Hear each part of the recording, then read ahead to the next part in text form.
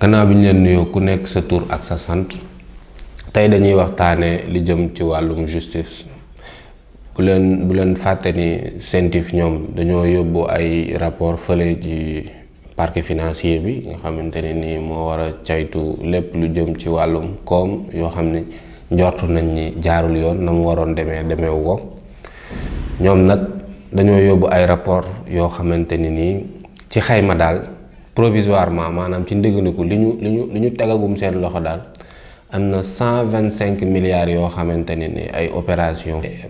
suspecte maanaam dañoo njort ni daal lii ab blanchiment d'argent la blanchiment d'argent nag boo ko déggee mooy ñu jël xaalis boo xamante ne nii fa mu waroon dem dugg fa ñu def de telle sorte que daal xaalis bi nekk loo xam ne day ci gàttal day lew waaw léegi nag loolu nag ba mu amee kenn lañ ci cité gum bokk ci ñun lu ñu dégg muy kii nga xamante ne nii mooy député maire des Agnam muy Farba Ngom moom nag ay mbokkam génn nañ ci presse bi expliqué ni lii ñu nit ñi di yuuxoo di tëb loolu ñoom kiiwu leen feregewu leen ndax benn ñaari entreprise privée ñooy def ay transaction donc loolu warul jaaxal kenn ci mim réew ci kaw loolu tamit ñoom nee nañ terewuñu amul benn yoon buy tere nit am entreprise di liggéey ak boppam waaw loolu nag ba mu amee moom nga xam ne mooy ndayu mbili gi génn na vendredi bii ñu weesu nag la ñi nga xam ne député yi ñoo war a tekki lii di immunité parlementaire moom nag bi mbir mi amee génn na waaye génn bi nag tamit am na lu ciy teye xel daal ci tuuti ndax boo seetloo moom Farba bi mu génnee ak ci ñoñam mooy Sidiki Kaba Maître Aïssata Tall Sall Pape Malick Ndour ak ñu ni mel ay Seydou Sow ñoom ñëpp daal waa APR yi dem ci semaine bii ñu weesu dañoog nañoog taskatu xibaar yi ci gàttal daal boo dégloo seeni wax dañ naan la kii li mu dëkk Fuuta te Fuuta presque Sénégal gépp waa Pastef gañe nañ ko sa Fuuta léegi nag pour nasaxal waa Fuuta ci ñoom li ñuy expliquer moo tax ñu yëkkati affaire Farba Ngom bi moom Farba ci boppam sax ak kii di nga xam ne mooy maître Moussa Bocar Thiam ñoom nee nañ Sonko taxaw na publiquement mooy législative yu ñu wees mu ne kii bii mooy nekk dernier mandat léegi nag ñoom ñuy laajte ndax am Sonko yonent la wala ñoom ñoo koy laajte daal ndax teguñu fenn lu tax moom mu war a ñëw taxaw ne bii mooy dernier mandat am ci kaw loolu tamit nag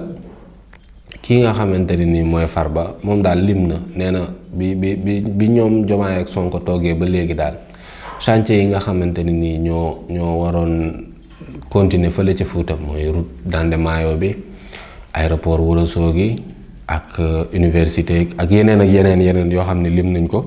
nee nañ daal ñoom ba ñu toogee ba léegi dañ see teg seen tànk mbel mi affaire bi am na lu muy nduru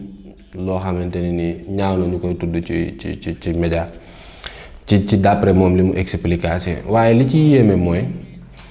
li wax ji di bëri yëpp kii nga xamante ni mooy Farba Ngom moom taxawul benn yoon expliquer nit ñi transaction yi ñuy wax lan ak lan la ndeyam bu ñu la nee kii sàcc la ñu jiiñ la rawale xanaa nag da nga taxaw ne leen li ngeen may jiiñ de du man ndax bu dee ci yi ngeen sukkandiku mooy opération bii ak bii damaa liggéeyal entreprise temps dama ko liggéeyal dara mu fay ma lii xanaa loolu bu ko waxoon sax débat bi dina mun a xaw a kii tuuti waaye moom daal wax dëgg yàlla foofu la ko jàpp dafa nekk doomu Agnam di résister wala boog Matam di résister par rapport à la vague patriote mu ne loolu daal moo tax ñu bëgg ko nasaxal waaye Sonko na xam ni ci terrain politique bi dina fa dajeek ñoom naka noonu tamit Aïssata Tall Sall kàddu yu nduróog yooyu la wax ndax moom tamit nee na xam na ni majorité mécanique bi Pastef am du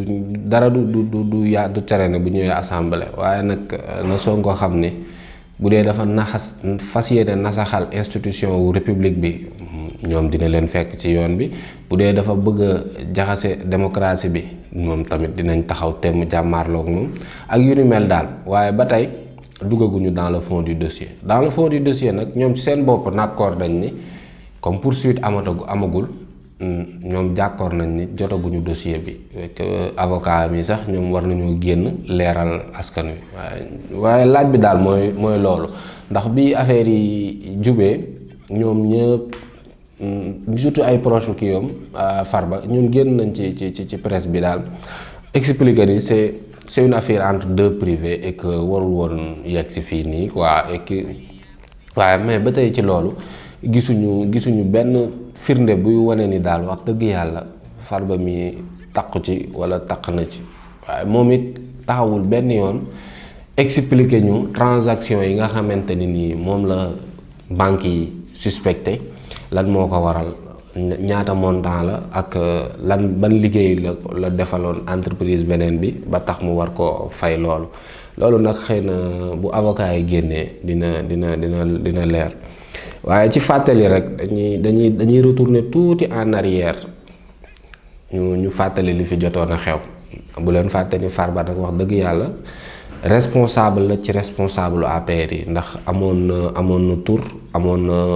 na daraja amoon na position bi ko doon permettre bu bëggee gis président de la république dina yomb ci moom lool ak yu mu bëgg ci parti bi daal parti APR daal woon jafe. ci fàttali bi Mimi Touré demee législative am résultat ya mu am ba nit ñi doon jaaxable ndax am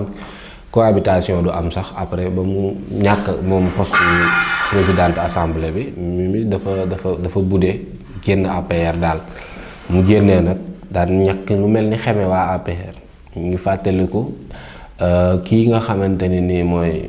Farba Ngom assemblée la taxaw ñëpp di ko dégg mu ne Mimi Touré yéen bàyyi leen bu ngeen génnee ci parti bi rek bëgg ñoo def ay naka sodul noonu te bi ngeen nekkee ci parti bi yenn yi daan ngeen ko def. nee na moom ci boppam moom Farba daan na jël malet am xaalis yóbbul ko ku ñuy wax Mimi Touré te nee na bu Mimi Touré bëggee mën na dem kalaameeg yoon moom dina ko indil firnde yi te moom Mimi Touré xam na xaalis boobu ndax am xaalis bu waroon dem ci état la wala bu waroon dem feneen. loolu nag mënoo wax loolu ci république ba pare après leneen am ñuy dégg ay transaction suspecte nga war a génn leeraloo ko di indi beneen débat boo xamante ne ni naan dangaa bokk fenn moo tax ñu lay teg yenn yi ne mu waxuma ni moom moo def wala deful ba léegi ci opération suspecte laa yam waaw mais Farba démb ba ci fan yee passé raté na occasion pour leeral mbir bi léegi nag ñu toogandi xaar temps ba immunité parlementaire am levé nañ ko léegi nag dinañ continuer poursuite yi ñu xool ba procès am mais jusqu'à présent il est présumé maanaam li tubaab di wax ba léegi amul décision bu nga xamante ne nii wane ne Farba moo def waaye daal wax dëgg yàlla affaire bi noonu la demee. tey nag loolu moom moo gënoon fës ci liñ leen indil fii ci seen taxaw seetlu di jox dig daje bés yeneen yi di ñëw ci yeneen i numéro wasalaam. African TV.